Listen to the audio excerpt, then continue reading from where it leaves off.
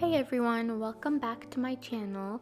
As promised, I have another mermaid video for you guys. We're just gonna follow along with the next prompt, which for today was moon, and that was given by Judy Blue 27 on Instagram and Maddie Arts on Instagram. They kind of did a collab where they did a couple prompts together for mermaid, and this was one of them that they picked together.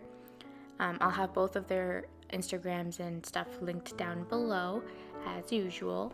So for this one, again, I started with the sketch being done in my sketchbook on just pencil on paper, and I went ahead and colored it digitally. And I wanted this one to have a more interesting composition. I wanted it to have a better background, something actually going on in the background instead of just a color with some textures and gradients or something. I wanted it to actually have some kind of story. A lot of people for like a mermaid with a moon imagine a mermaid like sitting on a rock or sitting in the water looking up at the moon or something, and I wanted to do something different, something a little more animated.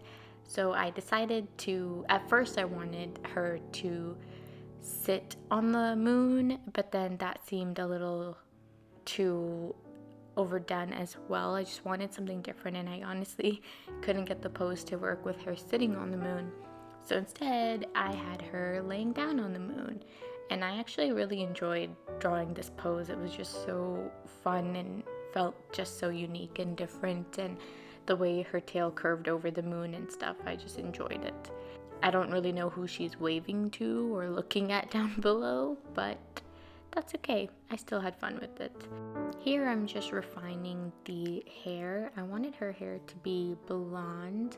It kind of ended up looking more like a strawberry blonde with all the shading, but I still think she looks cute, and I think the blonde went well with the pink tail that I ended up giving her. It all just went together really nicely, and I wanted her hair to hang over the moon and go down just like her tail, so that everything is kind of uniform.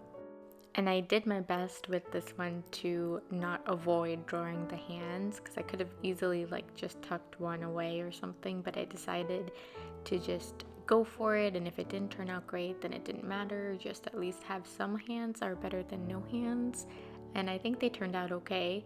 I still had them in a pose where like you didn't have to draw the entire hand out. It was, you only see like the side of the hand, so it made it a little bit easier. You know, baby steps, working on it.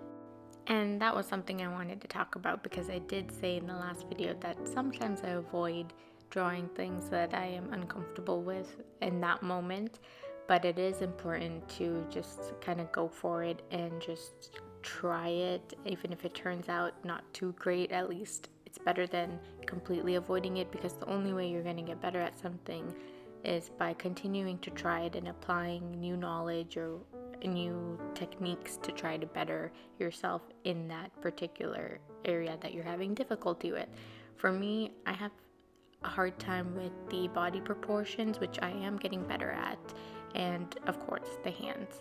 So I'm slowly but surely getting there. The last illustration I had one hand on there, and then this one I have both the hands, and hopefully the next one, we'll see what happens. I might have no hands on it. Maybe I need to take a break from it, which is okay as well.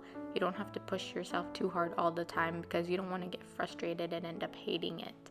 So it's important to try it and try to get better, because the more you do it, the easier it'll become. But it's also important to sometimes just take a break so you don't get frustrated with it. So that's kind of what I've been trying to do when it comes to working on things that I know that I struggle with, just kind of taking small steps towards getting better at it and taking breaks when needed. Here I'm just adding some elements in the background. I got the moon all done, and then added in some little stars in the background and a little bit of like a water effect on the bottom, so that it looks like she's actually looking at something rather than just staring off into the ground somewhere. And I added a few little highlights here and there for the water, different shades of blue and stuff. And then I did end up going back in and adding another like overlay layer on top of this at the very end to bring out some glow to the stars and the moon and some of the areas that I think needed a little bit of more of a highlight to really push the image a little further. And I think I really liked how the colors all came together, like the contrast with the pink and the blue and purple with the yellow spots all over. I think it just kind of all pulled together and made a beautiful image in the end, which was a nice surprise actually for me, because I hadn't really planned what colors anything would be before I did like the line art, and I didn't really know going into it how it would turn out, but I think she looks pretty good.